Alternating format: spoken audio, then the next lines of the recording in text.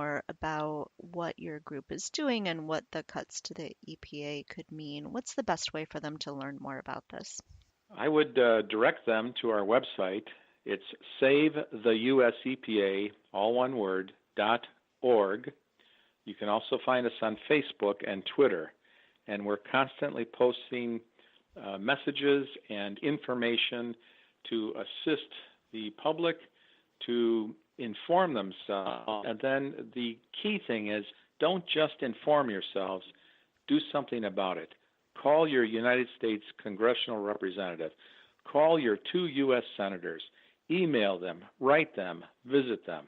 Make them do their job. Even if you think you have the best 2 senators and the best congressional rep, get on the phone and talk to them. What are you doing about this? What are you doing to ensure that my children and my grandchildren have clean air and clean water? Is there anything else that you would like to make sure that people know either about the EPA or about what your group is trying to do? Well, one last thing is the administration is very keen, and many administrations are very keen on honoring our nation's veterans, and we feel the same way. One fact that is always left out is that over 30% of the federal workforce are veterans, and many have served in our nation's conflicts, and so any cuts they make to the federal civilian employees are cuts to veterans.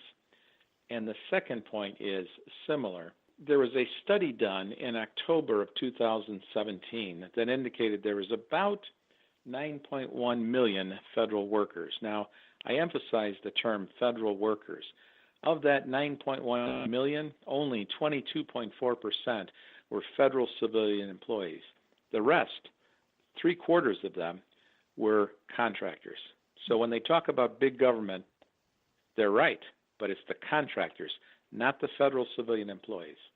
And so it sounds like this kind of cut would have a significant impact on those contractors, that, that would be job loss, not just within the EPA, but potentially of contractors.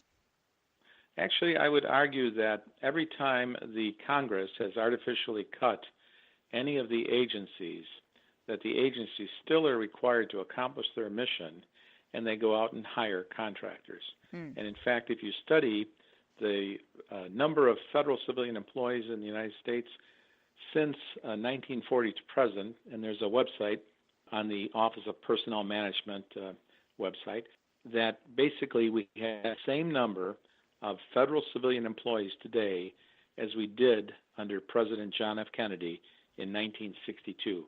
What has changed is the number of contractors has grown astronomically.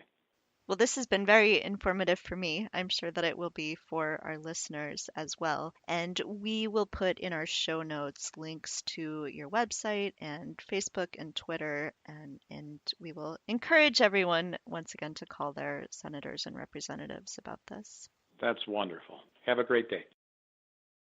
Thank you for listening to Two Broads Talking Politics. Our theme song is called Sweeter Vermouth and is by Kevin MacLeod of Incompetech.com. It is licensed under Creative Commons by Attribution 3.0 license. Our logo was created by Matthew Weflin expressly for Two Broads Talking Politics and is copyright 2017. You can find us online at twobroadstalkingpolitics.com, on Twitter at twobroadstalk, and on Facebook as Two Broads Talking Politics Podcast. You can email us at twobroadstalkingpolitics@gmail.com.